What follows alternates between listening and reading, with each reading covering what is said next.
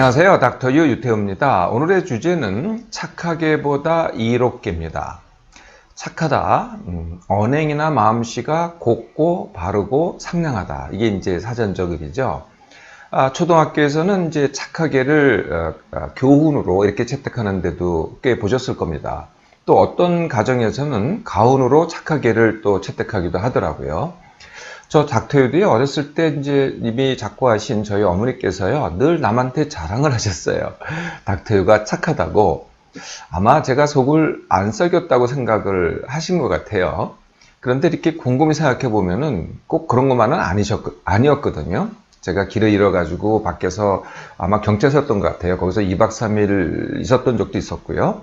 남의 집 파밭에서 파를 갖다가 서리하다가 들켜가지고 경찰서에 잡혀간 적도 있습니다. 그 기억이 제가 생생하거든요. 그래서 이게 이제 내가 뭐 정말 착해서 착했다기보다는 저희가 이제 삼남 일녀였거든요. 아마 그 중에서 저를 제일 사랑하셨던 것 같아요. 네, 그래서 아마 그렇게 말씀하시지 않으셨나 이런 생각이 듭니다. 그래서요, 이 착함이라는 것은 사실은 우리가 이제 성격이라고 생각하잖아요. 저 사람이 착하다, 이걸 성격이라고 생각하는데요. 그거보다는 사실은 관계입니다. 내가 누구한테 잘한다, 도움을 준다, 해를 끼치지 않는다. 네, 그럴 때 이제 그 사람이 나를 좋아하면은 나보고 착하다고 하는 거죠. 사실은 이제 관계라는 겁니다. 사람이 아니더라도요, 우리가 이제 다른 것에 대해서 착하다는 말을 씁니다. 이럴 때는 이제 좋은 의미로 착하다, 이런 뜻이 되겠죠. 뭐, 가격이 착하다, 착한 가격, 또는 상품이 착하다, 착한 상품, 착한 음식점, 또는 착한 기업, 착한 정보, 이렇게 이제 표현들을 하잖아요. 근데 이럴 때 의미는 내 이익만 취하지 않고 남 또는 사회의 이익까지도 같이 챙긴다. 뭐 이런 의미가 되겠죠. 내가 착하게 살면서 내가 거기에 대해서 만족하고 그러면 아무 문제가 없겠죠. 그런데요, 이 착하게 사는 게요, 스트레스가 되는 분들이 굉장히 많더라고요. 네, 착하게 사는데 힘들다. 이런 분들 많이 들어보셨죠? 내가 남한테 싫은 소리 하지 못한다. 나는 남한테 도움 주는 일만 한다. 또는 나는 남이 안 하는 일을 나서서 한다. 네, 그럼 어떻겠어요? 힘들지 않겠어요? 네, 그래서 힘든 거고요. 두 번째는 내가 착하다 보니 남이 나를 만만하게 본다. 네, 뭐 만만하게 본다, 뭐 바보로 본다, 어리버리하다고 본다, 뭐 순진하다고 한다, 네, 호구로 본다. 네, 나를 이용해 먹으려고 한다. 네, 그러니 또 스트레스가 되겠죠. 세 번째는 이전에는 내가 착하게 행동을 하면은 나를 좋아하거나 나를 칭찬했는데 이게 그렇지 않다는 거예요. 내가 똑같이 하는데도 불구하고 나를 좋아하지 않고 나를 칭찬하지 않는다는 겁니다. 그러니까 또 스트레스죠. 네 번째는 남이 안 착한 것을 내가 견딜 수가 없는 겁니다.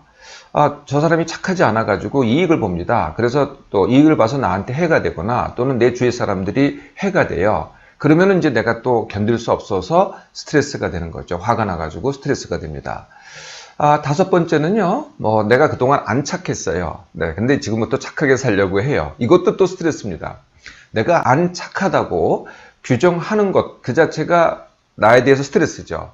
또, 착하게 살려고 바꾸는 것도요, 이게 쉬운 게 아닙니다. 그러다 보니까 또 스트레스가 되는 거죠. 또, 설사 내가 착하게 살았다고 하더라도 누가 칭찬하거나, 누가 나를 좋아해 주지 않습니다. 그러면 또 스트레스가 되겠죠. 네, 그래서, 닥터유는요, 착하게보다는 이롭게 하는 게 어떻겠느냐라는 제안입니다. 우리가 이제 착하다 그러면은 이제 이런 믿음이 있죠. 네, 결과로 남도 이롭고 나도 이롭게 될 것이다. 아니면은 아까 말씀드렸듯이 남이 나를 좋아하고 나를 칭찬할 것이다 라는 믿음이 있는데요. 이럴 때 이 착하게가 뭐냐면은 방법이죠. 그리고 이롭게는 뭘까요? 네, 이롭게는 결과입니다. 네, 우리가 이런 방법을 하면은 이런 결과를 가져올 것이다라는 이런 믿음이 있는 거죠. 근데 아까 말씀드렸죠? 결과가 그렇지 않다는 거예요. 네, 그래서 저는 결과를 먼저 보라는 거죠. 이롭게를 먼저 보고 착하게는 그 중에 한 방법이 될 수 있겠죠. 자, 이롭게라는 것은 이제 이런 순서로 가야 됩니다. 첫 번째는 나부터 이롭게, 또는 나한테는 그래도 해롭지 않게. 이게 이제 첫 번째고요. 두 번째는 남 또는 사회에 이롭게. 또는 적어도 해롭지 않게. 이게 이제 이롭게입니다. 그런데요, 우리한테 흔히 일어나는 일은 뭘까요? 네, 나한테도 해롭고 남 또는 사회한테도 해로운 겁니다. 이게 이제 흔히 일어나는 일이죠. 이게 뭘까요? 네, 이게 이제 너 죽고 나 죽자입니다. 이게 꽤 많이 일어나지 않나요? 그래도 이거보다 난 거는요, 나는 희생하더라도 남 또는 사회는 이롭게, 또는 그 반대로 나는 이롭고 남한테는 해가 되더라도 나한테는 좀 이롭고, 이것도요, 너 죽고 나 죽자보다는 그래도 나은 것이죠. 자, 이것을 이제 관계의 결과라고 하는데요. 이 결과를 다시 한번 이제 그림으로 한번 정리해 보겠습니다. 같이 볼까요? 모두 이제 네 가지 결과죠. 나가 있고 남 또는 사회가 있습니다. 네, 그래서 나도 이롭고 남도 이롭고, 그런데 이제 아까 말씀드렸죠. 나도 해롭고 남도 해롭고, 이게 이제 너 죽고 나 죽고입니다.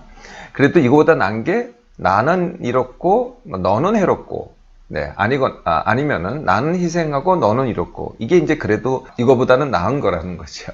이렇게 이롭게를 하려면은요, 두 가지 선택이 있습니다. 첫 번째 선택은 뭐냐면은 같이, 함께, 또 혼자의 선택입니다. 제가 이미 몸맘상 강의를 한번 말씀드린 적이 있는데요. 같이라는 것은 생각, 태도, 행동, 이것이 모두 다 같은 겁니다. 그러니까 공동의 기준이 있는 거죠. 이걸 맞춰서 하는 게 가치입니다. 함께라는 것은 이게 다 달라요. 생각도 다르고, 태도도 다르고, 행동도 다르고, 목표도 다릅니다. 그럼에도 불구하고 함께 하는 것, 이게 이제 함께죠. 또 혼자도 있어요. 혼자는 이제 함께하거나 같이 하는 게 아니고요. 나 혼자서 내 마음대로 하는 거죠. 물론 이럴 때는 남한테 해롭게는 하지 않아야 되겠죠. 이 중에서 하나를 선택하면 됩니다. 두 번째 선택은요, 관계의 거리입니다. 이것도 이제 제가 몸맘상 강의로 말씀드린 적이 있습니다. 관계의 거리는 이렇게 되는 거죠. 나가, 친동족, 고속사. 네, 이게 이제 다 약자인데요. 순서대로입니다. 나, 가족, 친구, 동료, 적. 고는 이제 고계, 속사는 이제 속은 소속, 사는 사회입니다. 네, 여기서 금방 짐작이 되시죠? 내가 제일 중요하고요. 그 다음에 가족, 친구, 그 다음에 동료라는 건 이제 일을 같이 하는 사람, 일을 같이 하잖아요. 그러면 이제 경쟁이 생기고 더 지나치면 이제 적이 생깁니다. 그러니까 적도 알고 보면은 나하고 굉장히 가까운 사람이라는 거죠.